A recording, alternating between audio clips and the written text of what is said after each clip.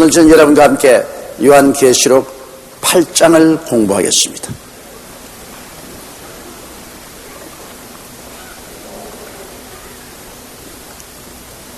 우리가 요한계시록 7장에는 환란 때에 전도자들 14만 4천 명을 유대인 12지파에서 세워 인을 쳐서 저들을 복음 전도자로 내보내므로 환란 전에 휴거되지 못한 수많은 성도들이 잠에서 깨어 일어나고 회개하고 예수 그리스도의 은혜로 말미암아 환란 중에 휴거되어 주님 앞에 모여선 모습을 보았었습니다. 이제 제 8장은 일곱째 인을 떼시는 시간입니다. 우리가 첫째 인을 떼므로부터 시작해서 환란에 들어왔는데 이제 일곱째 인을 뗄 때입니다. 7장과 8장에 잠시 중간 상태에서 14만 4천인 전도자와 그 다음 환란 중에 구원받아 올라온 수많은 흰옷 입은 성도들을 우리가 보았었습니다. 이제는 8장에는 마지막 일곱째 인을 탁 떼니까 이거는 마치 불꽃놀이 같습니다. 1, 2, 3, 4, 5, 6, 7, 일곱 인을 탁, 일곱 인에서 탁 일곱 나팔이 나옵니다. 일곱 나팔이 하나, 둘, 셋, 넷, 다섯, 여섯, 일곱째 나팔이 탁 불면은 거기에서 일곱 대접이 팍 나옵니다. 일곱 대접이 마지막 심판으로 끝나면 7년 환란이 끝나는 것입니다. 그러므로 7년 환란 동안에 일곱 나팔을 불 때 일곱 나팔은 거대한 자연의 재앙이 다가옵니다. 여러분 환란 전 3년 반 동안에 사람들이 당할 고통을 생각하면 아유 몸서리칩니다. 우리가 8장 1절부터 보십시다. 일곱째 인을 떼실 때 하늘이 반시 동안 고요하더니, 자, 일곱째 인을 떼는데 하늘이 한 반시 즉 30분 동안 조용하다는 것입니다. 조용한 것은 이것이 굉장히 큰 문제입니다. 왜냐하면 여러분 당장 일곱째 인을 띄면 일이 착착착 전개되어야 되겠는데 잠시 조용합니다. 그것은 왜 잠시 동안 조용하냐? 마지막 숨을 가다듬어서 회개할 사람 최후로 회개할 기회를 주는 것입니다.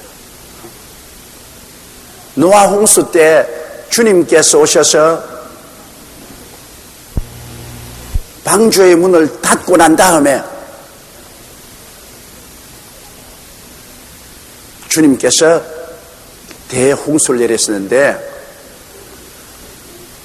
노아가 방주에 들어가는 다음에 1회 동안 하나님이 기다렸습니다. 그러고 난 다음에 방주문을 닫았습니다. 마지막 구원받을 사람에게 기회를 준 것입니다. 노아의 8 식구가 방주에 들어갔는데 짐승들도 다 들어갔는데 1회 동안 하나님께서 문을 닫지 않았습니다. 사람들마다 들여다보고 저 미친 영감들이 들어앉아 있구나. 완전히 도란 사람들이 들어앉아 있구나. 그러나 이렇게 하나님 문을 탁 닫고 난 다음에 하늘에 비를 내리고 땅에 물이 솟아오르고 대홍수가 일어난 것처럼 이 하나님께서 일곱째 인을 떼실 땐 어마어마한 재앙이 다가올 것이기 때문에 그 재앙 전에 잠시 동안 마지막 구원받을 수 있는 그런 기회를 허락해 주시는 것입니다. 그뿐 아니라 반시 동안 조용하다는 것은 이 이후로 크나큰 심판이 있겠다는 것입니다. 여러분, 여름날 보면 하늘에 뇌성병력이 치고 난 다음 좀 조용하다가 갑자기 쏴 하고 소낙비가 쏟아지죠. 그처럼 큰 하나님의 역사가 일어날 것이라는 그 무시무시한 기대를 여기에 보여주고 있는 것입니다. 반시 동안 조용하다. 뭐 일어나면 좋겠는데 조용하다. 우리가 어릴 때 잘못을 저지르면 당장 아버지 어머니가 회초리 들고 종아리를 때리면 그건 별로 겁날 것 없습니다. 근데 중대한 잘못을 저질렀는데 부모들이 분명히 알면서도 모른 척하고 가만히 있습니다. 그때가 죽을 징입니다. 숨 막혀요. 분명히 내가 잘못했는데도 부모님 눈치를 이렇게 쳐다보고 있는데 부모님이 가만히 있습니다. 이것은 회개할 기회를 줄 뿐만 아니라 무시무시한 꾸지점이 올 것이라는 예견을 하는 것입니다. 저도 내가 기억에 한번 나는데 무슨 내가 잘못을 저질렀어요. 잘못을 저질러가지고서 그 잘못을 아버님도 아시고 어머님도 아는데 아침 식사에 만나도 아무 말도 안 하셔요. 또 주식 때 와도 아무 말도 안 하셔요. 그게 더 겁이 나더라고요. 아예 너 이거 잘못했지. 그러므로 이 문제에 대해서 네가 책임을 지고 채찍을 맞아라 하면 좋겠는데 아무 말도 안 하고 가만히 계시면 이건 정말 어마어마한 큰 벌이 내리겠구나. 굉장한 마음에 긴장이 생긴 것입니다. 또 우리도 자식을 키워보아서 압니다. 우리 애들이 사소한 잘못을 저질 때는 그 자리에서 적시고 있지만은 너무 큰 잘못을 저지르면 이걸 어떻게 해야 될지 몰라가지고서 가만히 있습니다. 이걸 어떻게 혼을 되게 내줘가지고서 정신을 차리게 해야 되겠는데 가볍게 벌을 내려서는 안 되겠다. 중대한 벌을 내려야 되겠다. 그럴 때는 쉽게 당장 벌 내리지 않습니다. 반 시간 동안 조용하게 참습니다. 참고 생각해 보다가 그 다음에는 크게 벌을 내리죠. 그러므로 반 시간 동안 가만히 있다는 것은 이거는 온 지구에 어마어마한 긴장을 갖다 주는 것입니다. 하나님이 어떠한 무시무시한 심판을 내리실까? 이것을 느끼게 만들어주는 것입니다. 그래서 보십시다. 일곱째 인을 떼실 때 하늘이 반시 동안 고요하더니 2절에요. 내가 보매 하나님 앞에 시위한 7 천사가 있어 7 나팔을 받았더라. 자, 조용하더니만 그 다음 촥 나타내 보니까 7 인에서 7 나팔 된 천사가 탁탁탁탁탁탁 하고 나타납니다. 이게 이제 무시무시한 일이 생긴다는 것입니다. 여러 나팔 소리라는 것은 보통 그냥 부는 게 아닙니다. 나팔을 불 때는 전쟁에 나갈 때 이스라엘 백성들은 나팔을 불고 큰 절기를 만났을 때 나팔을 붑니다. 그러면 온 이스라엘 국민들이 다 관심을 기울입니다. 인을 떼는 것은 조용하게 떼지만 나팔은 천지가 다 알도록 나팔을 부는 겁니다.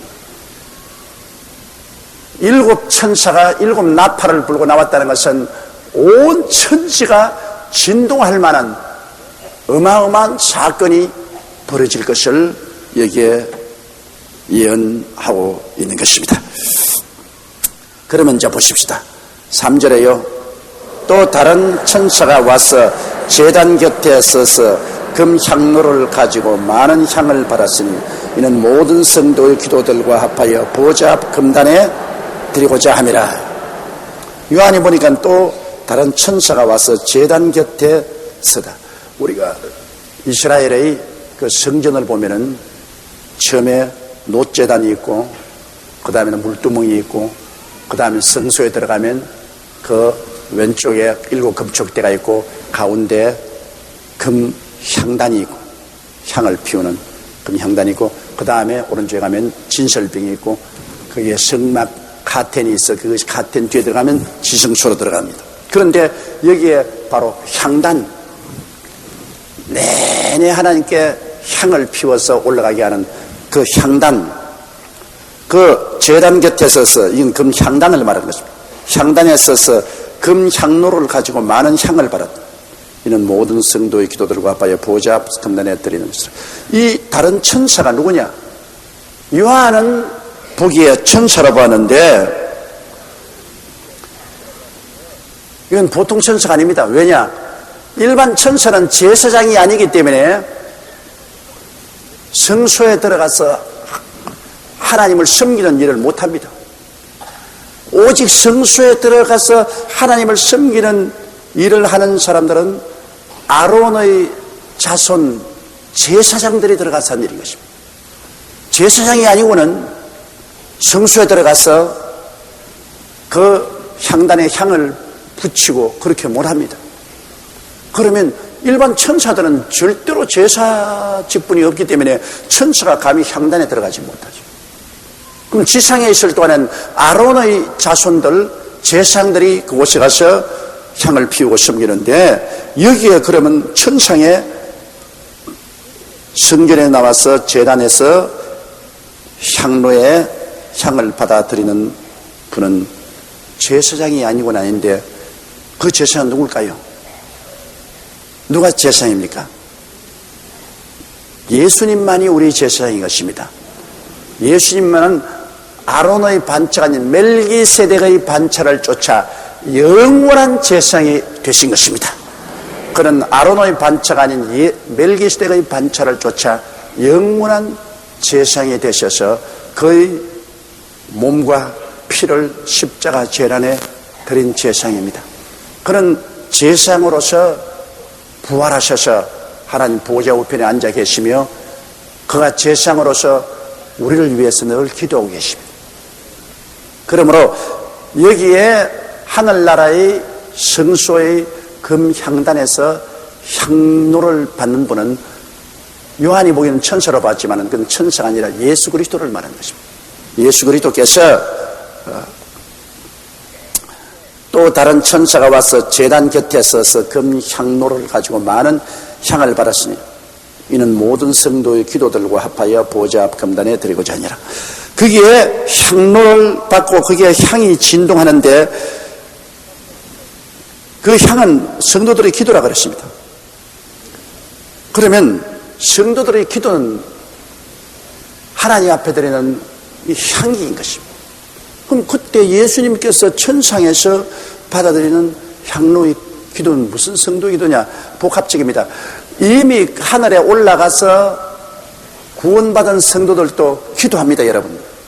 예수님도 부활해서 보좌 우편에 앉아가지고서 우리를 위해서 주야로 기도하시는데 7년 환난 전에 들려 올라간 성도들도 지상에 있는 사람들을 위해서 기도하고 7년 환난 동안에 순교당한 사람도 언제 우리의 원수를 갚아주시겠습니까? 원수를 갚아달라고 기도하고 환난 전 3년 반 동안에 14만 4천 명의 전도를 받아서 하늘에 올라간 수많은 흰옷 입고 종려나무를 들고 보좌 앞에 서 있는 사람들도 기도드린 것입니다. 그러므로 환난 전에 올라간 성도, 순교당한 성도, 환난 중간에 올라간 성도, 이 성도들이 하늘을 향해서 하나님 보좌를 향해서 기도드리죠. 그리고 또 지상에 남아있는 사람 중에 아주 이상이 남아있지 않습니까? 이 사람들 아직까지 구원받지 못하고 있는 사람들, 이제 순교당해야 올라갈 사람들, 이런 사람들도 산이나 굴에 숨어서 기도하죠. 이래서 많은 성도의 기도가 바로 향이 되어서 주님께 올라가는 것입니다. 우리의 기도는 하나님께 올라가는 바로 향기인 것입니다. 이러기 때문에 바로 7째 인을 떼실 때 보여준 이 계시가 이 계시인 것입니다. 왜? 나팔을 불 때 일어날 사건을 배우 설명하는 것입니다. 나팔을 불 때 왜 어마어마한 사건이 터지느냐? 그것은 성도들의 기도가 올라가서 그 기도의 응답으로 하나님이 7 나팔을 불게 한다는 것입니다. 그게 먼저 부활한 성도들, 그 다음에는 순교당한 성도들, 그 다음에는 또 환난 중간에 올라간 사람들이 하나님께 부르짖어 기도하니까 그 하나님께서 그 기도를 들으시고 심판하신 것입니다.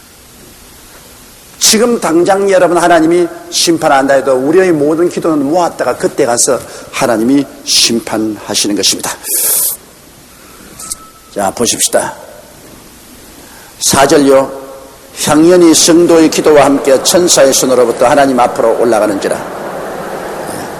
그러므로 이 향단에서 향기처럼 피어오르는 그 향연과 함께 예수님이 받아서 성도의 기도의 향을 함께 합쳐서 우리 하나님 앞에 드렸었습니다.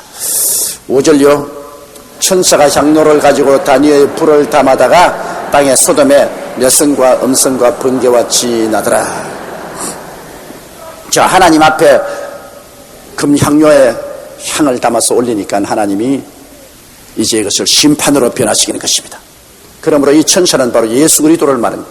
예수님께서 향료를 가지고 단위에 불을 담아다가 땅에 쏟습니다. 성도의 모든 기도를 그 향로에 담았는데 그 향로에다가 주님께서 불을 담아가지고서 이 땅에 부어버린 것입니다. 그러니까 뇌성과 음성과 번개와 지진이 나더라.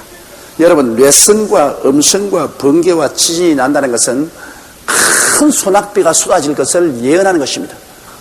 하늘에 그냥 뇌성이 울리고 번개가 내리치고 땅이 진동하고 이것은 거대한 소낙비가 내려올 예시를 하는 것입니다.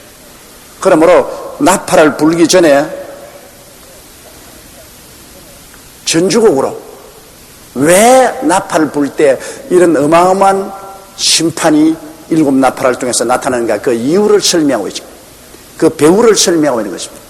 그 배후가 바로 이 땅에서 적그리스도의 통치하에 어마어마한 핍박과 환난을 겪은 성도들이 하늘에 올라가서 부르짖어 기도함으로 하나님이 거기에 대한 응답으로 심판을 내리는 것입니다. 그 성도들의 기도가 이 하나님의 7 나팔을 불게 만들었다, 그 말인 것입니다.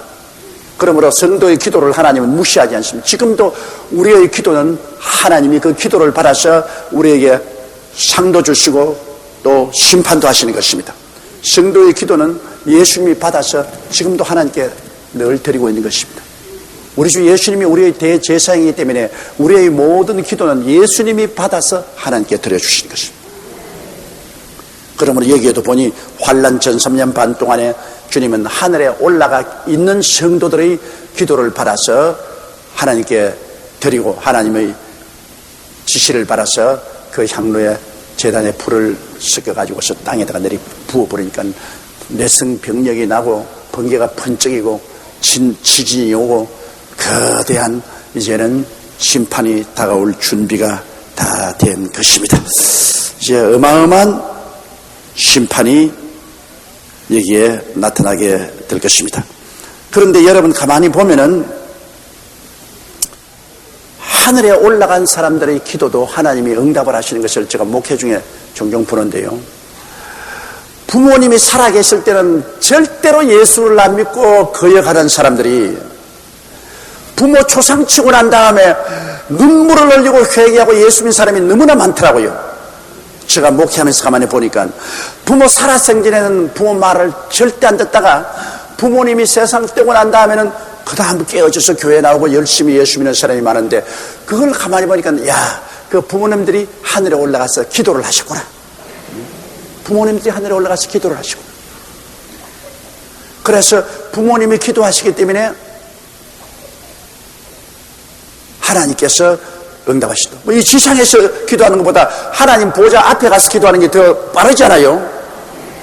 그러니까 예수 안 믿는 사람 자식들을 가진 분들은 부모님들이 천당 가고 난 다음엔 그 다음 부모님의 기도를 통해서 회개를 하신다. 저는 이 지상에 계실 때 우리 최하실 목사님이 저를 위해서 기도를 많이 해주셨는데요. 요 사이도요, 중대한 일을 결정할 때는 꿈에 꼭 최하실 목사님이 나타나셔요. 최하실 목사님이 나타나가지고서 교통정리를 해주셔요. 그럴 때 내가 생각에는, 아, 최 목사님이 천당에서도 나를 위해서 기도를 하고 계시는구나. 요 며칠 전에도 내가 어려운 문제를 당해서 그것을 어떻게 해결하냐 하고 기도를 하고 했는데 꿈에 최 목사님이 나타나지만 척척 해결을 하시더라고요. 그러자면 그 문제가 해결이 돼요. 그래서 아, 우리 최 목사님이 날 위해서 기도하시는구나. 그렇다면 여러분, 우리 여의도 순복음교회는 우리 교회에서 천당 올라간 장로님, 안수사님, 권사님, 지역장, 구역장이 구름대같이 많습니다. 그분들이 천당에서 올라가서 우리 위해서 기도를 해주고 있기 때문에 우리 교회에 은혜가 임하시고 하나님 역사에는 성경 히브리서에 그렇게 말했습니다. 하늘에 있는 구름대 같은 증인들이 우리를 바라보고 있다 했습니다. 그러므로 우리는 이제 마지막 주자로서 우리가 막 뛰는데 저 먼저 뛴 사람들이 관람석에 앉아가 잘하라, 뛰어라, 뛰어라, 힘을 내어라, 뛰어라 박수 치는데 먼저 천당 간 우리 모든 성도들은 지금 우리 보고 박수 치고 있어요. 기도하면서 격려하고 박수 치면서 잘하라고. 우리는 또 여기서 죽으라고 뛰는 거예요. 죽으라고. 그러니까 여러분, 천당과 이 세상 삶과 연결이 없다고 생각하면 안 됩니다. 천당에 올라가도 이 세상의 영혼 구원 사업에 대한 관심이 연결되어 있습니다. 예수님이 변화산상에 나타났을 때 모세와 엘리야가 나타나서 예수님이 예루살렘에서 십자가에 못 박혀 죽으실 것을 직접 보고드렸습니다. 모세와 엘리야는 이미 천당 간 지 오래된 사람입니다.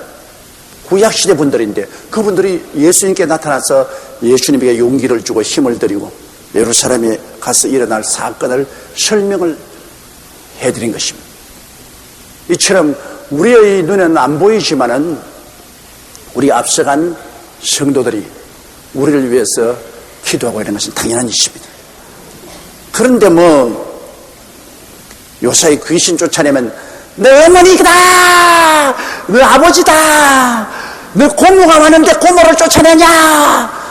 여러분, 어머니, 아버지나 고모가 와서 자식을 못 달게 물고 찢고 귀신이 들려가지고서 고통을 당하게 할 법이 어디 있어요? 그건 귀신이 어머니, 아버지, 고모, 형제를 가장을 한 것입니다. 여러분, 절대로 여러분, 예수 믿는 사람은, 구원받은 사람은 천당 가고 구원 안 받은 사람은 음부로 내려가는 것입니다. 예수 믿는 사람이 죽어서 구천에 떠돈다. 떠돌긴 어디 떠돌아요? 떠돌 자리도 없어요. 어떠한 목사님은, 사람은 원래 120살이 살도록 되어 있는데 120살 전에 죽은 사람들은 그 날이 찰 때까지 떠돌아다니면서 귀신이 돼가지고서 괴롭힌다 그러는데 그 말 믿으면 안 돼요. 그런 거 성경에 어디 있어요? 사람은, 구원받은 사람은 천당 가고 구원 안 받은 사람은 지옥 가는데, 음부에 가는데 음부에 가시도 기도한다고요.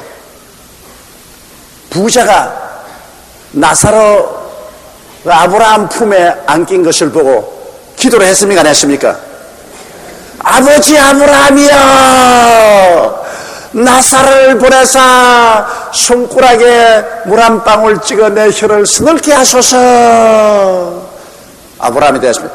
예, 너는 세상에 있을 때 주지 육림 속에 잘 먹고 잘 입고 마시며 하나님을 공경하지 아니하다가 지금 지옥에 떨어졌지. 나사로는 지금 하늘에 올라와서 위로를 받고 있나니라. 너와 우리 사이에는 구렁이 있어 그곳에 건너오지도 못하고 우리도 건너가지 못하나니라. 아버지 아브라함이여, 그러면 내 형제 다섯이 저 세상에 있는데 나사로를 도로 세상으로 돌려보내서 경고하여 이곳에 오지 않게 하여 주시옵소서. 아브라함이 말했습니까? 저 세상에는 하나님 말씀이 있으니 하나님 말씀을 듣고 회개하지 않는 자는 나사로가 죽은 자 가운데서 살아가더라도 듣지 아니하리라. 음부에 내려가서 기도하는 기도는 다 효과 없습니다. 아무리 부르짖어도 응답 없어요. 불러도 대답 없는 이름입니다.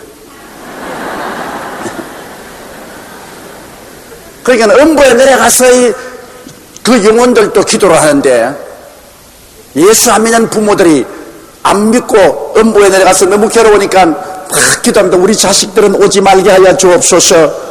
그러나 하나님 대답은, 이 세상에는 여의도 순복음교회도 있고 지역장 부역장들이 열심히 전도하는데 그 말 안 듣고 죽은 자가 살아나가도 회개 안 한다.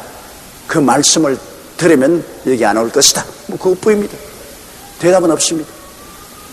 그러나 천국 올라간 성도들이 천국에서 하나님 보좌를 향하여 예수 그리스도 이름을 의지하고 기도하는 기도는 응답이 되는 것입니다. 이 땅에 있는 성도들의 기도도 들으신 하나님께서 천국에 올라가서 하나님께 부르짖는 기도는 하나님이 응답하여 주시는 것입니다. 그러므로 혹시 여러분이 우리보다 먼저 가거들랑 우리 위해서 기도 많이 해 주십시오.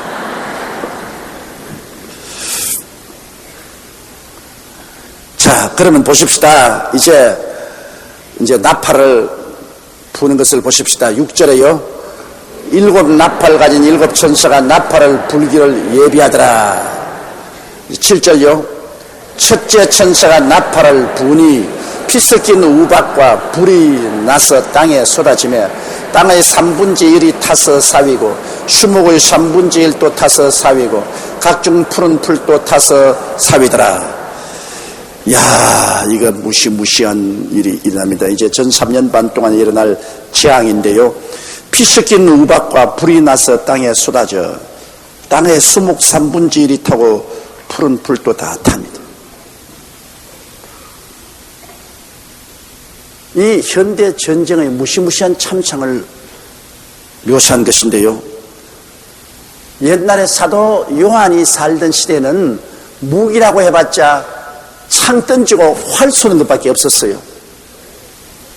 그러니까 요사이 원자탄, 수탄 터지는 것은 그 환상을 보고 도저히 설명을 할 수가 없죠. 수소폭탄 메가톤급 하나면 웬만한 나라 하나가 순식간에 날아가 버립니다. 요사이. 옛날에 사도 요한 시대 활이나 창 던지던 그때하고는 비교가 안 되죠. 그러니까 사도 요한이 보니까 피 섞인 우박과 불이 나서 땅에 쏟아지가 땅 수목 3분의 1이 땅 3분의 1이 타서 사위고 수목의 3분의 1도 타서 사위고 각종 푸른 풀도 타서 사위되는 이 어마어마한 파괴는 그 요한 시대에는 꿈도 못 봐요. 땅 3분의 1이 불타버리고 수목 3분의 1이 불타버리고 이런 큰 재앙이 어떻게 감히 일어납니까? 그때는 지진이 나거나 산불이 나도 그런 재앙은 있을 수 없어요. 그러나 오늘날에는 이 말이 수긍되고도 남아 있습니다. 1945년 8월 일본 히로시마 원자 폭탄이 떨어졌을 때 그때 히로시마와 나가사키 두 도시에 죽은 사람 수가 20만 명입니다. 근데 그때 원자탄이라는 것은 하나의 원시적인 원자탄입니다. TNT 2만 톤 수준이었습니다.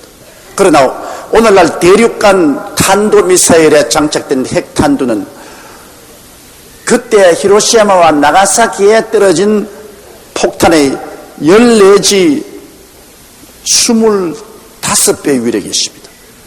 그러면 대륙간 탄도탄 휙 하고 우주에 올라가서 저 직구에 떨어지는 것은 한 번 떨어지면 여러분 히로시마와 나가사키에 20만 명 죽었으면 한 방에 200만 명에 혹은 250만 명이 죽습니다. 그런 대륙간 미사일 하나 날아갑니다. 그 지금 북한이 그 이까봄이란 대륙간 탄도탄을 개발하려고 한번 쏘았지 않습니까? 연습용으로 쏘았는데 그것 때문에 미국이 떠들썩하고 일본이 막 떠들썩하고 야단법석한 것은 북한이 그 이까봄을 만들면은 이걸 가지고 일본 도시를 때리면은 적어도 한 도시가 순식간에 사라집니다. 이걸 만약 하와이나 알래스카나 로스앤젤레스까지 날아가면 미국이 이거 박살납니다. 그래서 미국이 북한을 협박을 했다가 달랬다가 온갖 일을 다 합니다. 쌀 줄게 그거 하지 마라. 옷 줄게 하지 마라. 원자로 만들어 줄게 하지 마라. 달랩니다. 그러나 북한은 협박밖에 살 길이 없기 때문에 죽으나 사나 거기 자꾸 매달립니다. 왜? 살 길이 배운 게 협박밖에 배운 게 없어요. 그러니까 자꾸 협박하는 거예요. 대륙간 탄도탄이라는 것은 그렇게 무서운 겁니다, 여러분. 그런데 오늘날 수초폭탄은 히로시마와 나가사키에 내린 폭탄의 30배 내지 40배 많습니다.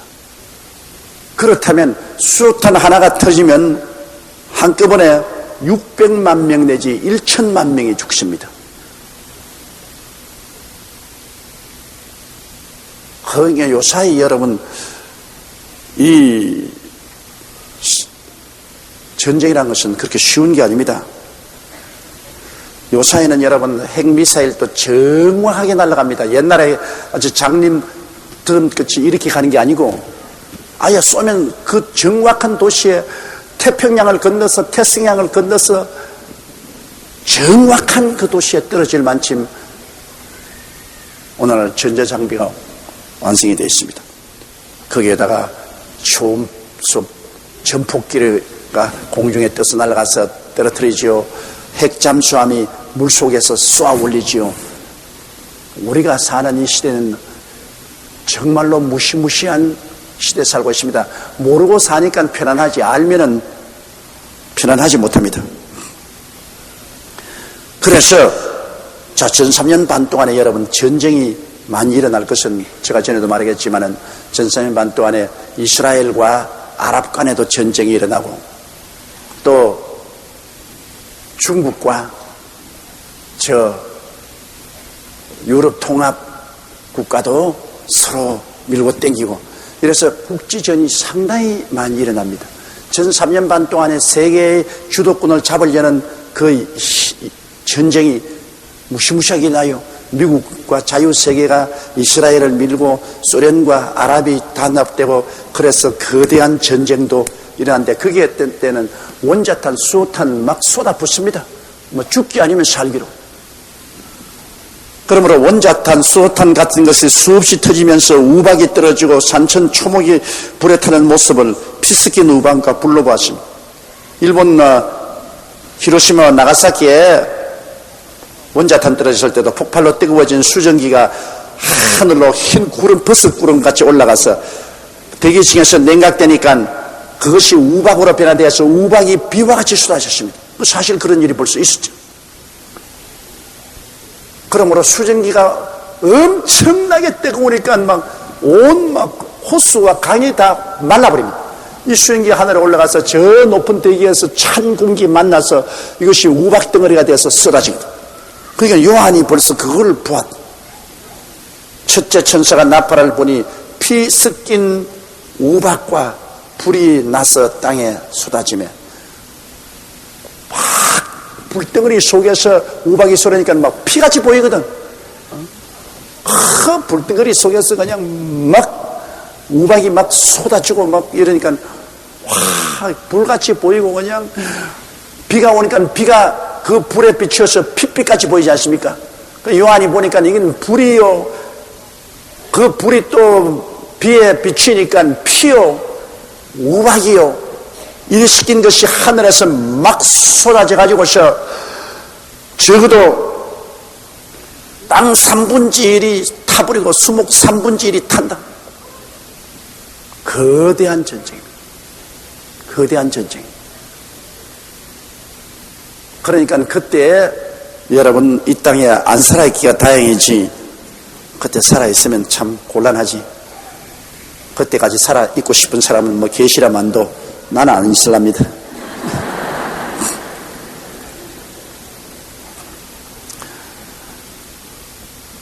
반드시 여러분 전 3년 반 동안의 세계의 주도권을 잡기 위해서 이스라엘과 아랍과 자유세계와 다시 공산주의로 돌아간 소련과 거대한 정치 권력으로 일어난 중공과 유럽과 몸부림치는 싸움이 일어납니다. 그때는 원자탄, 수소탄에 있는 것 다 내가지고 쓰는 거예요. 그렇기 때문에 이런 무시무시한 전쟁이 일어날 수 있는 것입니다. 이 전 3년반 때에 여기에 붉은 말이 나오고 청황색 말이 뛸 때 전 세계 인구의 4분의 1이 죽는다 그랬는데요. 전 세계 인구의 4분의 1이 전 3년 반 동안 죽는다면 현재 60억 인구 가운데 15억이 죽는다는 것입니다. 그러니까 15억이 죽기 위해서는 원자탄, 수소탄이 떨어지지 않고는 15억이 어떻게 죽어요? 우리 한국 인구가 대한민국하고 북한 다 합쳐도 7천만인데 여러분 7천만 인구가 다 죽는다면 어마어마한 살상 아닙니까? 그런데 15억이 죽는다는 것은 이것은 원자탄이나 수소탄 전쟁이 일어나지 않고는 이런 일이 일어날 수가 없습니다. 이러므로 이런 전쟁이 일어나고 나면은 지구상의 3분의 1에 해당하는 땅이 불탄다. 여러분 지구상의 3분의 1의 땅이 불타버리면 논밭의 곡식들이 다 타버리고 토양이 황폐해 들어서 결국에는 어마어마한 기근이 또 다가오는 거예요. 전쟁이 있으면 그 다음 기근이 다가오는 거예요. 근데 땅의 3분의 1이 그냥 원자탄, 수소탄이 떨어져서 황폐하게 되고 그 토양이 전부 다 못 쓰게 되니까 어마어마한 기근이 다가오죠. 현재 세계 인구 27%인 15억이 넘는 사람들이 굶주리고 있는데 그때는 극심하게 될 것입니다. 현재 굶주린 세계 인구가 15억인데 현재는 그래도 다 농사 짓고 살아도 그래요. 그런데 지구의 3분의 1이 불타버렸는데요. 그러니까 뭐 그때 굶주리면 이루 말할 수 없죠. 전쟁에 죽는 것은 아무것도 아닙니다. 굶어서 죽는 사람이 그렇게 많아요. 사람이 배가 고파 죽으면 얼마나 괴롭겠습니까? 거기에다가 또 수목 3분의 1이 타버렸다. 여러분 이 수목은 지구의 폐입니다. 우리가 폐로서 숨을 쉬어가 산소를 마셔들이고 탄산가스를 내뿜고 그러지 않습니까? 그런데 이 지구 폐는 수목인데 수목은 이 세상의 모든 탄산가스를 받아들여서 그거를 산소로 변화시켜서 내보내줍니다. 이러므로 수목이 없으면 사람들이 살 수가 없어요. 사람들은 이런 개발을 한다고 그냥 막 산천 초목을 다 불태우고 개간한다고 야단 법석하는데 그거 자기 죽을 무덤을 파는 거예요. 자연을 훼손해버리면 나중에 사람들은 그 자연이 우리에게 공기를 정화해 주지요. 물을 정화해 줍니다. 하늘에서 비가 내려오면 그 비를 전부 자연이 뿌리에, 나무 뿌리에 모아가지고 그걸 정화해서 맑은 물을 줍니다. 이래서 자연은 우리에게 생명의 근원입니다.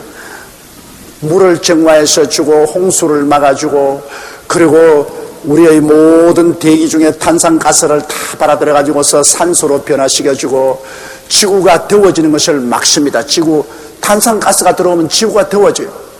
지구가 더워지면 큰일 납니다, 여러분. 지구가 온난화에 지금도 지구 온난화가 되어서 우리 한국에도 중부 이북에서는 자라지 않던 식물들이 지금 민통선 지구에도 자라기 시작하나요? 탄산가스가 차지면 탄산가스는 지구를 둘러싸고 지구를 온난하게 만듭니다. 뜨겁게 온실로 만들어버립니다.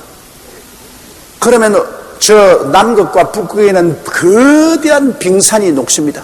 큰 얼음 빙산이 녹으면 해수면이 높아집니다. 해수면이 높아지면 많은 나라들이 물에 잠깁니다. 해수면이 높아지면 일본 같은 것은 사라져버릴 수가 있어요. 우리나라 제주도 같은 것도 물에 잠겨버리고 우리나라 부산이나 목포나 저 해안지구는 물에 잠겨버릴 수 있습니다. 대재앙이 일어납니다.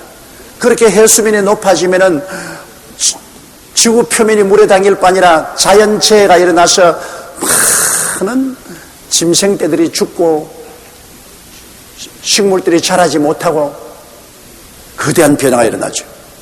그러니 인간의 전쟁을 통해서 땅 3분의 1이 완전히 황폐되고 그 다음 나무 3분의 1이 죽으니까 지구가 온난해지고 오존층이 파괴되고 산성비가 내리고 이거 뭐 살 수 없는 시가 되죠. 오늘날 저 남미의 아마존 열대림이 지구 산림의 50%를 차지해서 그 아마존의 열대 산림이 지구의 폐입니다. 그 지구에서 뭐 사람이 뿜어내는 탄산가스에다가 공장 연기, 그 다음에 자동차 배기가스, 이 탄산가스를 전부 흡수해가지고 이걸 산소를 뿜어내는데 이 아마존 강의 그 지구 산림의 50%가 개발이라는 이름으로 불태워버리고 남발하고 해서 점점 사라져가고 있습니다. 지금은 7%밖에 남지 않았어요. 심각한 문제입니다. 이렇기 때문에 이산화탄소를 흡수하는데 이산화탄소를 흡수해서 산소로 변화시킬 나무 숲이 없습니다. 폐가 없어져요. 이러므로 점점 지구는 더워집니다. 벌써 한국에도 여러분 4만 4원이라고 했는데 이제는 4만 10원이라고 합니다. 사흘 춥고 나흘 따뜻한데 이제는 사흘 춥고 열흘 동안 따뜻해요. 이만큼 벌써 지구가 온난해졌습니다. 이래서 이 생태계에 큰 변화가 다가옵니다. 이 추운 데서 더워야 피는 꽃들이 이 추운 데서 지금 꽃이 활짝 피고 그래요. 그리고 추울 때는 따뜻한 곳으로 날아가던 철새들이 어리벙벙해가지고 안 날아가고 있어요. 이게 겨울이가 여름이가 이거 한국이 이거 겨울인가 봄인가 철새가 혼돈을 해가지고 안 날아가고 지금까지 있어요. 이만큼 이 지구 온난화가 벌써 한국에도 다가와서 생태계에 굉장한 변화를 가져오고 있는 것입니다. 이렇게 되면 여러분 농작물 피해도 많은 것은 추워야 벌레들이 죽는데 춥지 않으니까 벌레들이 죽지 않고 그들이 있어 농작물 피해도 심하고 또 여러 가지 질병들도 창궐하게 되는 것입니다. 이러므로 우리 이 세상이 지금도 살기 힘든데 앞으로 수목의 3분의 1이 다 불타버린 세상은 폐를 반쪽 갈라내버린 사람 같습니다. 폐가 반쪽만 있으면 잘 뛰지도 못하고 심한 일도 못하는 것처럼 지구가 그냥 지구 폐가 활동을 못해요. 오늘 우리는 어마어마하게 자연 훼손하지 말라고 이 푸른 자연을 보존해야 되겠다고 주장을 해야 되는 것은 아무리 사람이 개발해서 경제적으로 부유하게 되려고 해도 개발해놓고 난 다음 그 국민들이 병들어 다 죽어버린대요. 우리나라에도 그냥 살림을 딱 해서보면 국민들이 숨을 쉴 수 없어. 기관지염이 걸리고 산소가 부족함으로 말미암아 그로 인해서 다가오는 여러 가지 병이 걸려서 좋은 집 지어놓고 돈 많이 벌어가지고서 여러 가지 질병이 걸려 고통하고 자기 생명대로 살지 못하고 죽으면 무슨 소용이 있습니까? 여러분, 자연을 훼손하면 우리도 같이 죽습니다. 절대로 자연을 훼손하면 안 돼요. 아무리 개발하더라도 자연에 친화적인 개발을 해야죠.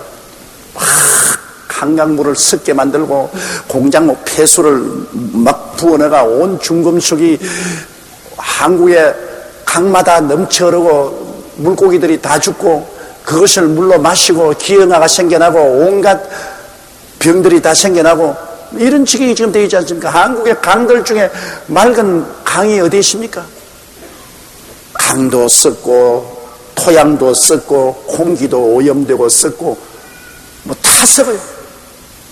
그러니 과연 오늘날 경제개발이 우리 삶에 진실한 행복을 갖다 주는지 아닌지 굉장한 퀘션을 붙여야 되는 것입니다. 우리 어릴 때는요, 학교 갔다 오다가 도랑물 그대로 막 마셨어요. 학교 갔다 오다가 뭐 배가 고프니까 물이라도 마셔야 되겠다고 그냥 그런 도랑물에 그냥 푹 마시거든요. 그래도 배탈 안 났어요. 요 사이 도랑물 마실 곳이 어디 있어요? 마셨다가는 가는 거지 뭐. 그러므로 자연훼손이라는 것은 중대합니다. 우리나라도 이제는 경제개발 이런 정도 되었기 때문에 우리는 굉장한 힘을 써서 시민들이 힘을 합쳐 나무 한 그루라도 베지 말아야 돼요. 요새 우리 한국은 개발한 이름으로 20년, 30년 된 나무를 그냥 막 잘라버립니다. 아니, 간이 섬도록 해요. 나무 한 그루가 자라는데 20년, 30년 걸리는 것을 하루아침에 가서 불도저를 밀어 제끼고 다 돈만 벌면 진짜 미쳤어요. 미쳤어. 정말 미친 겁니다, 여러분. 그럼 우리 후손들은 어떻게 삽니까? 산소가 없는, 폐가 없는 이 땅에 어떻게 삽니까? 서울의 폐는 남산이라고요. 남산이 저렇게 푸른 풀밭이 우거지는 것은 서울에 있는 많은 탄산가스를 거기에서 걸러낸다고요. 남산조차 없었으면 서울이 어떻게 되겠어요? 여러분의 정원이라도 여러분께서 나무 한 그루라도 심어야 됩니다. 정 안 되거든 아파트에 화분에다가 나무라도 하나 심어놔요. 왜? 정신적인 안정을 가져옵니다. 과학적으로 그 뇌파 검증하는 거 보니까 막 스트레스를 받아 정신적으로 고통당하는 사람이 방 안에 놓아둔 화분에 파란 나무를 잠시 보고 있으면 뇌파가 그냥 안정이 돼요. 이 사람은 자연을 바라보고 살도록 되어 있습니다. 여러분 집안에도 반드시 화분에 나무 심어놔야 집안의 부부간은 싸움을 안 해요. 막 스트레스 받아가지고서 막 신경이 이래 써가지고서 말만 하면 그냥 탁탁 쏘고 그래서 싸움하는데, 그러나 집에 들어오면 집안에 이 나무가 이렇게 있으면 마음이 한결 좋아져요. 그 증명으로 교도소에 흉악범을 한 방에 넣어놓으면 막 저끼리 막 싸우고 욕질하고 온갖 짓을 다 했어요. 이걸 어떻게 하나? 아무리 교화를 안 되는데 나중에 그 교도소에 화분을 갖다 놨답니다. 나무를 심은 화분을 갖다 놓고 그 죄수들이 그 나무를 보도록 그렇게 하고 나니까 그다음부터 그 교도소 내 때리고 치고 받고 하는 게 없어져버렸답니다. 그 우리 한국의 예가 아니고 미국 교도소에서 시험한 사건을 텔레비 방영을 하는 걸 제가 보았는데요. 그래서 그 교도소 내에 들어가서 서로 때리고 치고 막 상처 입고 하는 것이 아무리 교훈을 해도 안 되고 예배를 봐주어도 안 되고, 그런데 화분에 나무를 심어 갔다니까 이 사람들이 그 방에 들어오며 나가면서 푸른 나무를 보더니만 마음이 안정돼 가지고서 싸움을 거치더라. 그러므로 부부 싸움 많이 한 사람이 있어요. 나무 갖다 놨어. 나무 갖다 놔. 나무 갖다 놔. 푸른 것을 봐야 안정이 돼. 그래서 우리 강단에도 이렇게 나무가 많잖아요. 여러분이 하나님 은혜만 받을 뿐 아니라 강단을 바르고 푸른 색을 보면 마음이 다 안정이 되거든요. 이러므로 우리가 잘 살려면은 이 푸른 산천 초목을 갖고 와야 됩니다. 나무 한 그루, 풀 한 포기, 이거 너무나 사랑하고 귀하게 여겨야 됩니다. 누구든지 나무를 베고 풀을 짓밟거들랑 가만두지 마세요. 그것은 간접 살인입니다. 사람 죽이는 겁니다. 보통 일로 우리가 넘길 일이 아닌 것입니다. 나무나 풀을 사랑해야 자기도 살고 나라도 번영할 수 있는 것입니다. 그런데 전 3년 반 동안에는 그냥 원자탄, 수탄이 막 터지고 막 나라끼리 싸워가지고서 지구의 3분의 1이 그냥 황무지가 되고 나무와 풀들의 3분의 1이 타버리니 온 세상이 온난화되고 그 결과로 사막이 점점 넓어져서 국토가 피폐해지고 아주 비극적인 일이 일어나게 되는 것입니다. 그러므로 우리는 어찌한지 환난 전에 들려 올라가야지, 환난을 통해서 그때에 처한 기근과 자연 환경의 황폐 속에서 우리가 살아나지 못할 것입니다. 그 다음 8절요.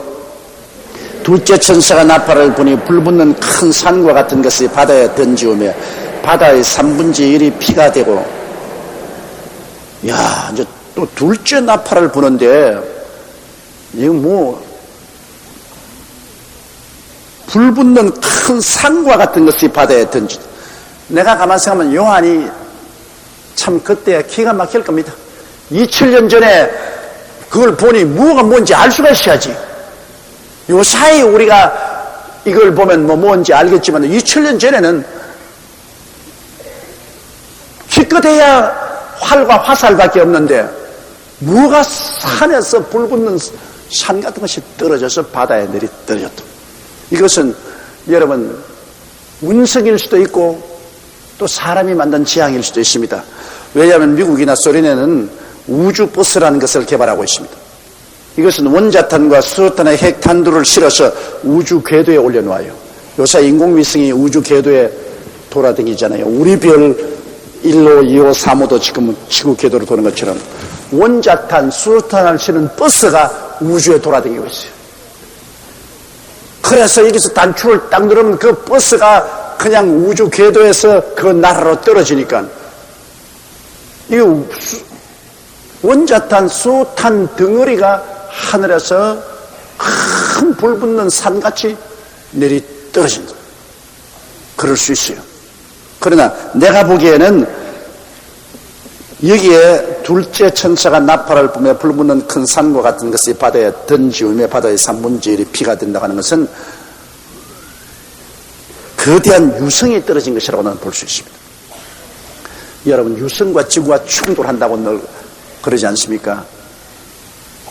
옛날에는 이 지구상에 큰 짐승들이 살았어요. 그 뭐라노? 그 굉장히 큰 짐승. 공룡. 그런데 공룡이, 우리 항구에도 공룡이 발자국만 있고 공룡의 뼈도 발견되는데 공룡은 없습니다. 옛날에는 초식 공룡이나 육식 공룡들이 온 지구를 다 점령하고 있었는데 왜 공룡이 없어졌느냐? 그 이유는 간단한 것입니다. 지구의 거대한 유성이 지구하고 충돌했어요. 그러니까 그 유성이 충돌함으로부터 생기는 그 먼지 구름이 하늘을 덮었어요. 그래서 해를 가려버리니까 어떻게 됐냐? 지구에 겨울이 다가옵니다. 어마어마하게 추워져요. 그게 굉장한 능력으로 유성이 땅을 때리가 먼지가 막 하늘을 덮어가지고 이것이 하루 이틀에 깨끗해집니다. 석 달, 1년, 혹은 2, 3년 동안 하늘을 가리웠어. 그래서 지구 겨울이 다가와요. 그러니까 이 초식 동물들은 몸이 크잖아요. 공룡은 크니까 풀도 많이 먹어야 되고 짐승도 많이 잡아먹어야 되는데 겨울이 다가와서 풀이 없어요. 먹을 것이 없어요. 그러니까 일시에 다 죽어버려요. 굶어서 다 죽어버려요. 그래서 옛날에 우리 지구상에 공룡이 어마어마하게 많았는데 공룡이 다 사라진 이유는 이거는 그 이론으로서 다른 이론을 펼칠 수가 없어요. 거대한 유성이 지구하고 충돌해서 지구 겨울이 다가왔어요. 그래서 먹을 양식이 없었기 때문에 지구상에는 공룡이 다 죽었다. 그런데 여기에 오늘 둘째 천사가 나팔을 불 때 불붙는 큰 산과 같은 것이 바다에 던진 것은 유성이 지구 인력에 들어와서 끌려 내려오면 대기층하고 부딪히면 불덩어리가 됩니다. 공기하고 마찰되어서 별똥이지 않습니까? 별똥이 다 유성이 떨어지다가 공기와 마찰해서 별똥이 되어서 싹 비쳤는데 그건 이건 좁은 돌멩이고 유성이란 큰 달같만큼 큰 이런 유성이 지구 대기권으로 들어와서 지구를 때리면은 그건 원자탄, 수소탄으로 비교할 수 없습니다. 그런 거대한 유성이 바다에 던지면 바다의 3분의 1이 피가 된다. 바다에 떨어지면 여러분께서 조그마한 웅덩이에도 큰 돌로 던지면은 돌이 풍덩하고 온갖 구정물이 다 일어나잖아요. 이 거대한 유성이 떨어지니까 온 바다가 다 끓어오릅니다. 그 마찰 하는데 그 열이 어마어마한 열이 나죠. 그러므로 온 바다 밑이 다 뒤엎어지고 적조 현상이 일어나가지고서 바다가 피같이 되는 것입니다. 요사이 안 그래도 우리 남해 안에 적조 현상이 일어나지만 동해나 남해 적조 현상이 일어나서 바닷물이 벌겋게 되므로 생선들이 다 죽잖아요. 그런데 유성이 바다를 때려가 바닷물이 끓어오르니까 바다가 어마어마한 적조 현상이 일어나서 온 바다가 피가 되는 것입니다. 그 다음 9절요. 바다 가운데 생명 가진 피조물들의 3분의 1이 죽고 배들의 3분의 1이 깨어지다. 요 사이도 적조 현상이 일어나면은 양식장에서 물고기가 떼죽음을 당하는데 거대한 유성이 떨어져서 바닷물이 끓어오르고 순식간에 화학적 반응이 일어나서 적조 현상이 일어나니까 바다 가운데 있는 물고기 3분의 1이 죽고 그리고 그 거대한 파도에 배 3분의 1이 깨진다. 요사이 태풍이 불어도 그 태풍 때문에 막 정박한 배들이 뒤엎어지고 깨어지잖아요. 그런데 이런 어마어마한 유성이 바다에 떨어져서 바다의 3분의 1의 생선이 죽을 정도의 같으면 그 파도가 태산만한 파도가 휘몰아칩니다. 그러므로 이로 말미암아 생기는 거대한 파도가 배의 3분의 1을 깨뜨려버립니다. 아유, 무시무시합니다. 하나님의 심판이라는 것은 무시무시해요. 어제 어떤 목사님이 내게 와서, 목사님, 7년 환란이라는 것은 환란이 아니고 그냥 예수 믿는 사람 회개하라고 시험하는 거 아닙니까? 그래서 내가, 여봐, 시험이 그렇게 무시무시한 시험 받냐? 인구의 3분의 1이 죽고 지구의 3분의 1이 불타버리고 수목의 3분의 1이 불타고 바다가 유성이 떨어짐으로 말미암아 배의 3분의 1이 깨지고 하는데 이게 시험이야? 시험이 아니야. 당신 잘못 알았어. 이것은 심판이야. 그러므로 그 사람 하는 말이 예수 믿는 사람이 시험을 통과해야 되니까 통과해야 되지만 저는 통과하게. 난 안 할래. 왜? 이건 시험이 아닙니다. 이건 하나님의 무시무시한 심판입니다. 이 무시무시한 심판은 역사전에도 없었어요. 이런 심판은 우리가 피해야지. 그걸 통과되면 큰일 나죠. 자, 그러니 이제 바다가 이 모양이 되므로 더 살기가 어려워지는 것입니다. 왜냐하면 사람들이 지금 바다에 우리 식량 자원을 의지하는 것이 어마어마하게 많습니다. 왜냐하면 지구상 인구는 매년 1억 이상 증가하는데 많은 사람들이 바다에 사는 생물을 먹고 사는데 매년 1억 이상의 인구 증가로 장래 해양 농장을 개발하여 식량난을 해결하는 연구가 활발하게 전개되어 있습니다. 우리 60억 인구가 1년에 생선 한 마리 먹는다고 해도 60억 마리를 먹는 겁니다. 바다가 여러분 얼마나 큰 농장입니까? 바다에서 건지는 물고기가 60억 마리요. 1년에 한 마리씩 먹는다 해도. 그런데 여러분 세계 60억 인구가 1년에 생선 한 마리만 먹고 살겠습니까? 2마리만 먹는다 해도 120억 마리를 건져냅니다. 어디에서 이렇게 많은 바다의 단백질을 생산할 수 있습니까?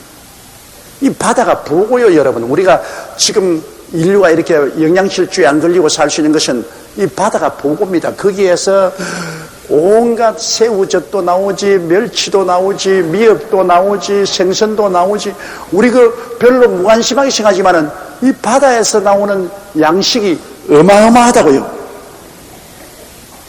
그러므로 앞으로 바다를 농토처럼 개발해서 식량을 생산해야 살아남을 수 있습니다. 바다는 우리 삶과 직접적인 연결이 되어 있습니다. 그뿐 아니라 이제 석유도 끝장납니다. 화석 연료인 석유도 이제는 자꾸 퍼올려서 이제 끝장이 나고, 원자로 사용하는 화석, 이거는 광물 에너지도 우라늄이 이제 자꾸 켜냈으니까 그것도 끝장나요. 그러면 우리 인류가 어디에서 에너지를 얻어가지고서 발전소를 돌리고 전기를 얻고 생산을 하고 우리가 살 수 있겠습니까? 이것은 수자원입니다. 바다. 바다의 조류를, 파도를 이용해가지고서 거대한 전기를 발생하는, 앞으로 에너지 자원도 우리가 바다에 의지해야 되는 것입니다. 그리고 앞으로 물이 부족해집니다, 여러분. 크게 문제가 되는 것은 물이 이제는 앞으로 부족해요. 그럼 이 수자원을 어디서 얻을 수 있습니까? 유일하게 바다에서 짠 소금을 제거하고 물을 분리해낼 수밖에 없습니다. 그러므로 우리가 먹고 사는 생명의 근원인 물도 바다에서 나오는 것입니다. 그런데 이 바다와 생물과 배의 3분의 1 이상이 깨어진다면 바다에 의존하고 있는 사람들이 식물 생산을 할 수 없죠. 그리고 바다에 배가 깨어졌으니까 수송할 수 없죠. 그리고 바다에 에너지원이 그것이 나오는데 에너지도 얻을 수 없죠. 세상 경제에 무시무시한 타격이 오는 것입니다. 오늘날 우리가 잘 사는 것은 육지만 가지고 사는 게 아닙니다, 여러분. 바다가 우리의 옥토입니다. 우리 한국이 좋은 것은 삼면이 바다입니다. 이 바다 그냥 쉽게 보면 안 됩니다. 동해도 옥토요, 남해도 옥토요, 서해도 옥토입니다, 여러분. 앞으로 우리가 거기에서 우리의 식물을 생산해야 되는 것입니다. 거기에서 생선도 가꾸고 온갖 바다 해초도 가꾸고 우리가 먹고 사는 모든 식물을 밭에서 생산하는 것처럼 바다에서 우리가 생산해야 우리가 잘 살 수 있는 것입니다. 문명이 발달될수록 국토는 좁아지고 우리가 살아갈 길은 그것밖에 없어요. 그 바다 밑에 엄청난 광물질이 매장되어 있기 때문에 그것도 또 캐서 써야 되는 것입니다. 그런데 1300년 반 동안은 이 바다의 3분의 1이 무용지물이 되어버립니다. 이게 뭐 거대한 유성과 충돌해가지고서 이게 적조현상이 생겨서 물고기 떼죽음을 다 당하지요.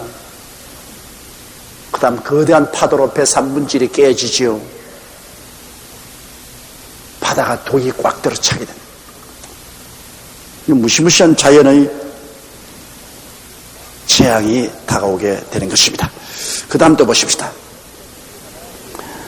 셋째 천사가 나팔을 부니 횃불같이 타는 큰 별이 하늘에서 떨어져 강들의 3분의 1과 여러 물샘에 떨어지니, 야, 이거 산은 갈수록 태산입니다. 뭐가 왜 자꾸 떨어지노? 이거 뭐 땅에 떨어지더니만 또 바다에 떨어지지만은 이제는 또 강물에 떨어집니다. 셋째 천사가 나팔을 부니 횃불같이 타는 큰 별이 하늘에서 떨어져 강들의 3분의 1과 여러 물샘에 떨어졌다. 그럼 이건 도대체 뭘까? 횃불같이 타는 큰 별이 하늘에서 떨어진다니까, 요한이 보기에는 횃불처럼 타는 큰 별이었지만은 제가 보기에는 세균탄입니다. 세균탄. 지금 북한하고 우리하고 대치했는데요, 우리가 제일 겁을 내야 될 것은 북한이 만드는 원자탄이 아닙니다. 북한이 원자탄 만들어서 한국에 떠뜨리면 그 원자탄재가 북한에도 떨어지므로 지 죽고 내 죽고 다 죽습니다. 이 한국은 손바닥만 땅덩어리에 여기에 원자탄 때려가지고서 여러분 남한만 죽고 북한만 사는 법이 없어요.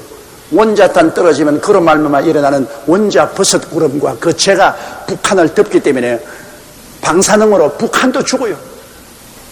그러므로 우리 한국 땅에 원자탄 못 써요. 그러나 가장 무서운 것이 북한이 준비하는 세균탄입니다.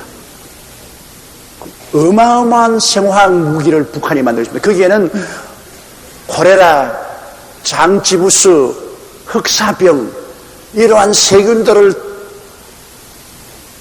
폭탄에 넣어가지고서 그걸 쏘아서 서울 하늘에 탕 하고 터뜨려버리면 온 서울 시민이 순식간에 콜레라, 흑사병이 걸려서 죽는다고요. 또 그걸 만일 수원지에 떨어뜨리십시오.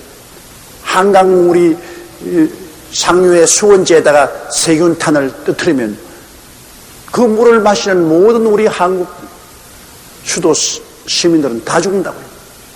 원자탄보다 훨씬 무서워요.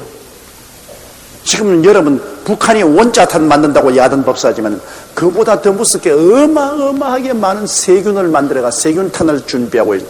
이게 더 무섭습니다. 나는 정말로 이 북한을 두려워하는 것은 그 사람들이 민족적 양심이 없기 때문에 이 사람이 전쟁이 일어났다면 세균탄 섭니다. 세균탄 섭면은 이거는 군인들과의 싸움이 아니라 일반 국민들을 다 죽이는 것입니다. 그러고도 남음이 있는 심사를 가지고 있습니다. 이러므로 어쨌든 전쟁하지 말아야죠. 그래서 햇빛 정책이 중요한 것은 자꾸 햇빛을 비추어가지고 달래는 겁니다.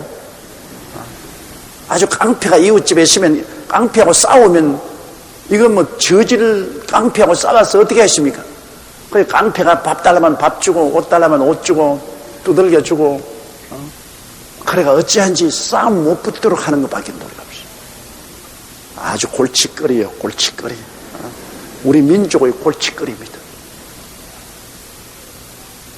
이제는 하나님이 심판할 밖에는 다른 도리가 없습니다. 왜냐?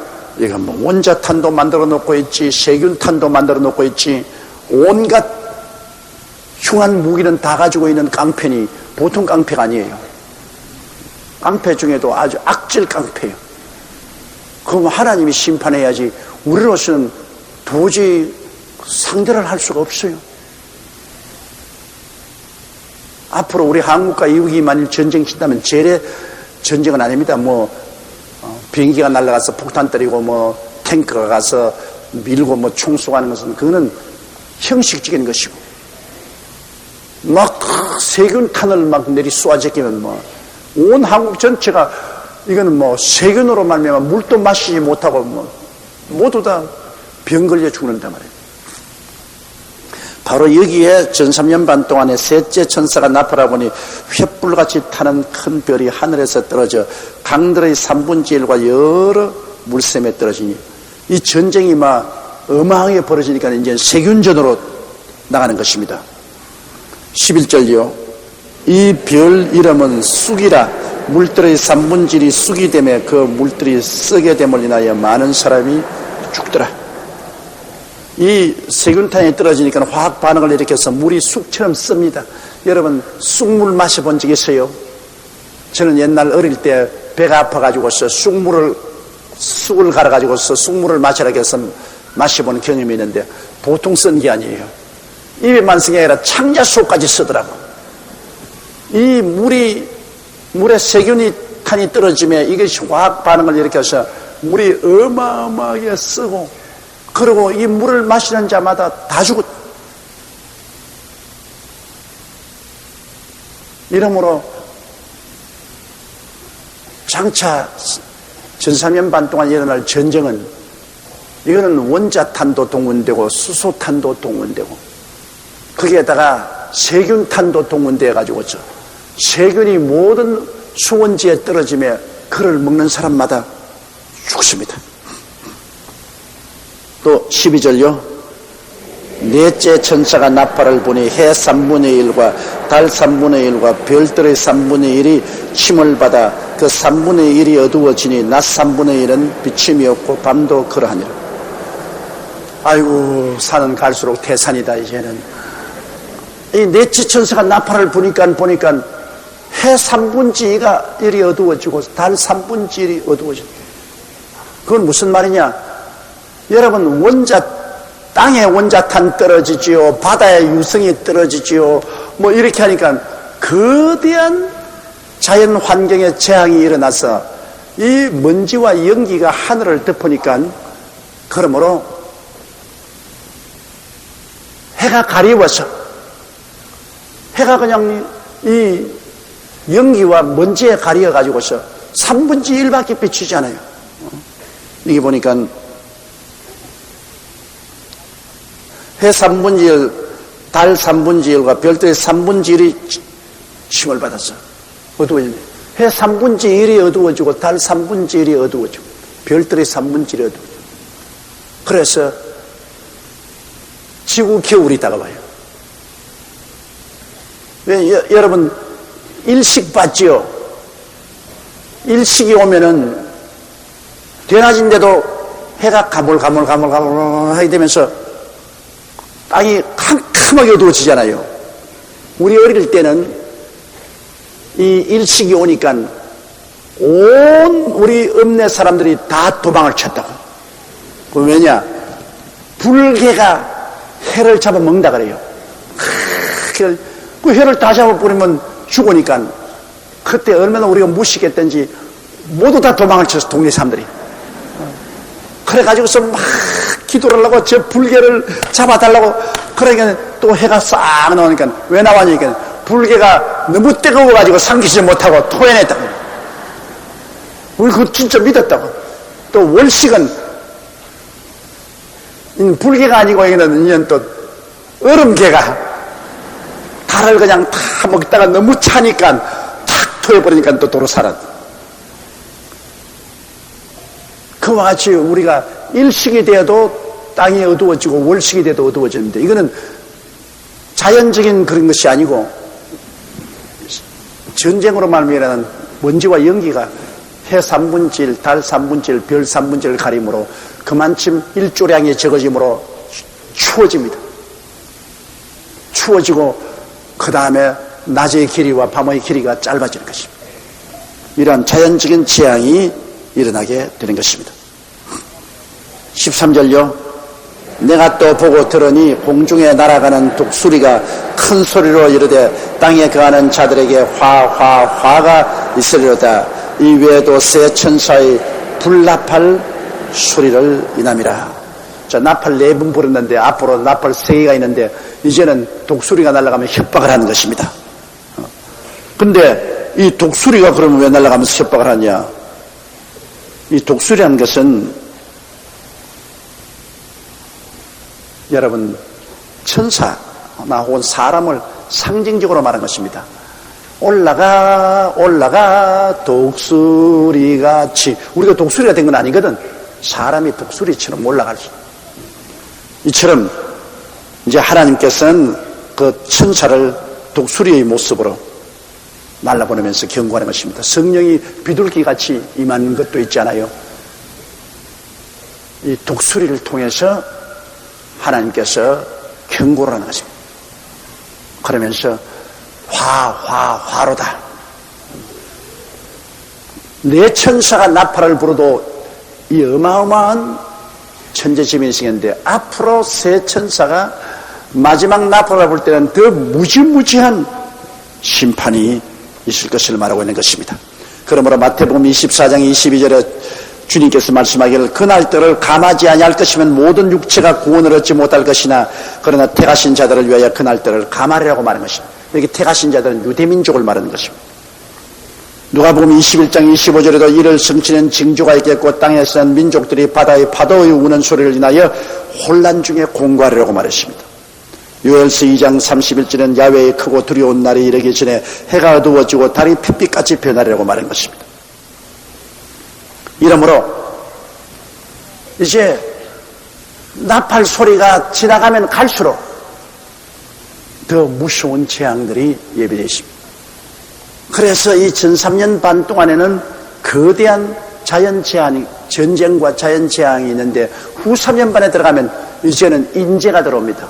적그리스도가 나타나서 온 세계를 3년 반 동안 완전히 손에 쥐고 이제 적그리스도가 어마어마하고 무시무시한 통치를 하는 인간의 재난이 다가오기 시작하는 것입니다. 그러므로 이 요한계시록 11장이 그 분기점입니다. 요한계시록 11장 이전에는 전 3년 반이고 요한계시록 11장 이후에는 후 3년 반이 다가오는 것입니다.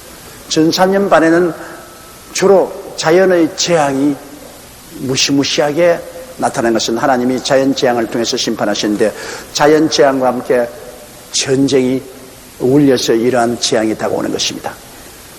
우리가 주님 재림하실 때, 공중재림할 때 먼저 들려온 사람은 천국에서 이 장면을 보게 될 것입니다.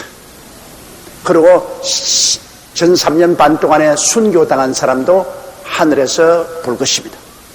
또 전 3년 반 동안에 14만 4천인의 전도를 받아서 하늘에 올라가서 둘러리 구원을 받고 보좌 앞에 서 있는 사람들도 이 장면을 보게 될 것입니다. 왜냐?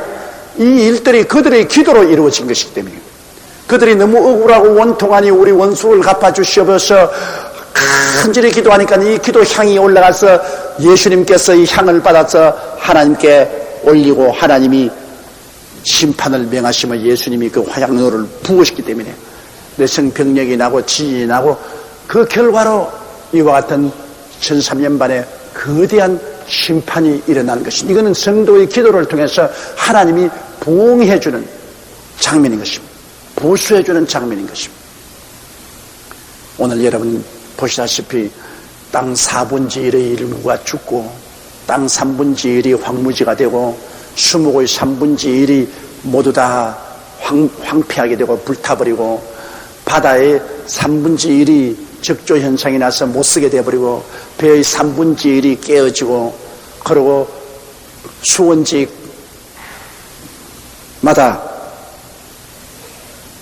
이 샘물이 마시지 못하게 되고 그리고 해 3분의 1, 달 3분의 1, 별 3분의 1이 빛을 비추지 아니하고 이러한 거대한 재앙이 남아있는 사람에게 다가오는 것입니다. 이러므로 예수를 믿지 않고 그리스도의 복음에 대해서 무관심한 사람들이 7년 환난을 통할 것인데 그들이 당할 이 어마어마한 공포와 고통을 무슨 말로 형용하겠습니까? 그리고 그들이 그때야 회개한다고 한들 모두 다 순교당해야 됩니다. 정말로 죽도 못하고 살도 못하는 고통이 다오게 되는 것입니다. 결국 후 3년 반에 가서는 살아남기 위해서 적그리스도의 666 이마에 표를 받고 주님 지상강에 가실 때 짐승과 짐승의 표를 받은 사람은 다 멸망받습니다. 사람은 종기 하나 깨닫지 못하면 멸망하는 짐승과 같습니다. 사람은 어마어마하게 존귀하게 만들어졌어요. 하나님의 형상과 모양대로 지음받아 그리스도의 신부가 되고 하나님의 후사가 되어서 우주를 상속받아 다스릴 존귀한 자지만 깨닫지 못하면 이와 같이 비참한 심판의 대상이 되고 나중에 불과 영으로 탄 못에 떨어지게 되는 것입니다. 그러므로 영광이 극하면은 그 반면에 저주도 극합니다. 사람은 중간 상태가 없습니다. 가장 중요한 것이 복음을 듣고 회개하고 구원받는 길인 것입니다. 부귀영화 공명이 무슨 소용이 있습니까? 권력이 무슨 소용이 있습니까? 요새 텔레비 보니까 국회 자기 지역구 없어졌다고 주먹으로 때리고 막 달라들고 야단하는데 그거 보고 내 가소로운 생각이 생겨요. 몇 년 해먹으려고 저렇게 하냐. 우리는 몇 년 해먹는 게 아니라 영원히 해먹습니다. 태가 쓴 족속이요 왕같은 제상이요 거룩한 나라요 그 소유된 백성이 돼가지고서 주와 함께 하나님을 우주를 상속받아 영원히 살 것인데 뭘 그 쓸데없는 거 가지고서 야단 법석을 하겠어요. 여러분 이래 봬도 우리 한 사람 한 사람이 다 하늘나라의 후사가 되는 것입니다. 얼마나 좋은지 몰라요. 앞서 가도 괜찮고 이따가 주님 오실 때 변화받아 들려 올라가도 좋고 우리는 이래도 좋고 저래도 좋습니다. 구원받은 사람에게는 후회할 것이 아무것도 없습니다. 할렐루야! 우리 주의 시험 부르고 통성으로 기도하십시다.